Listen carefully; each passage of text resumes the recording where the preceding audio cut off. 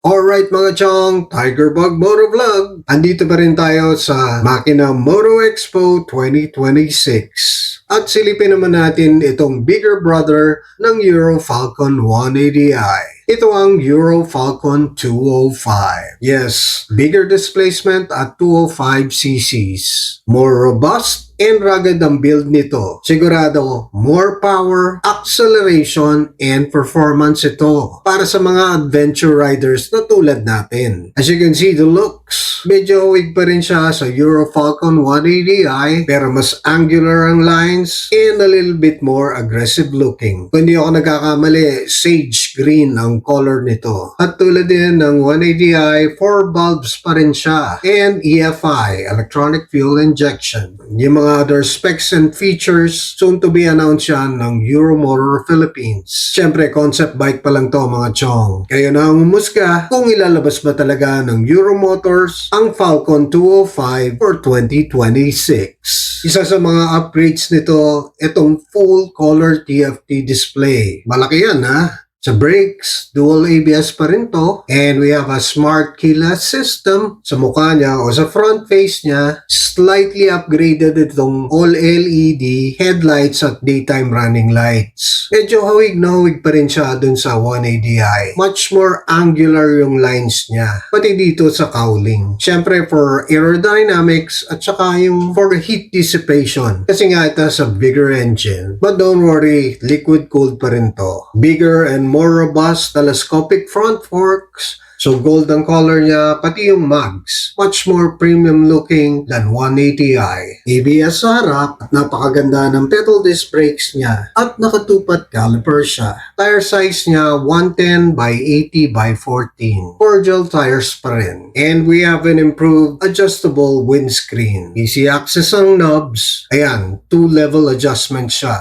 Mas premium at mas komportable itong carbon camelback seat niya.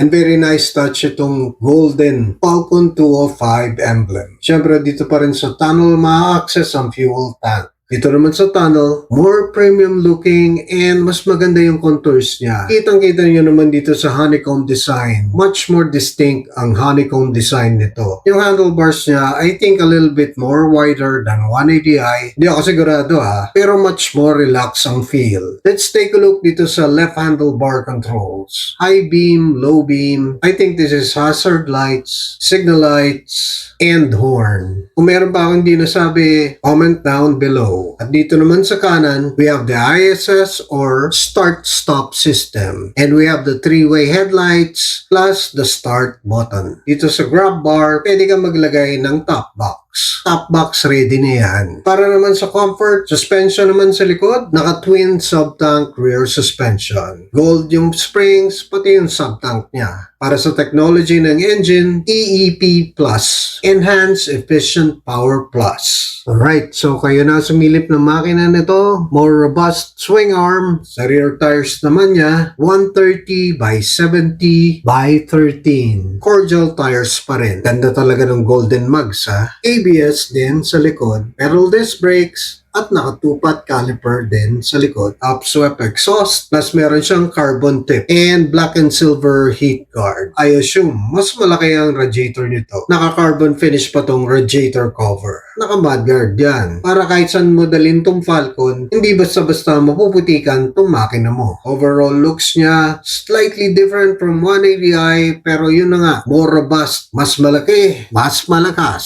Masusubukan natin yan pag na-test ride na natin to. So ayan, tinetest natin yung comfort niya. Naka-double stand to. Kaya hindi natin masasabi kung anong seat height nito. Pero sa comfort, masasabi ko napaka-komportable. Kita nyo naman, tinetesting ko yung handling niya kahit hindi siya umaandar. Oops, tumayo pa tayo ha. Para adventure na adventure ang dating. Alright, subukan naman natin kung ako yung angkas. Ayos na ayos. Pwede kang matulog dito sa likod. Hindi mangangalay yung mga angkas nyo, mga chong. Kahit na mag-long rides pa kayo. Dahil mas marami siyang space. Alright mga chong, yun na ang umusga kung ilalabas ba ng Euromotor ang Falcon 205 for 2026. Comment down below mga chong kung magkano ang ine-expect nyong price nito, pati na ang mga kulay na gusto nyo for Euro Falcon 205. Watch out na lang for the updates sa Euromotor Philippines at dito sa Tiger Bug Motor Vlog. Malalaman natin yung specs, features, at saka yung performance niya soon. At pati yung price, syempre. Alright mga chong, kung nagustuhan nyo ang video ito, subscribe na and follow Tiger Bug Motor Vlog. Live, love, ride with Tiger Bug Motor Vlog. Again, this is Bien Garcia. Do what you love and love what you do.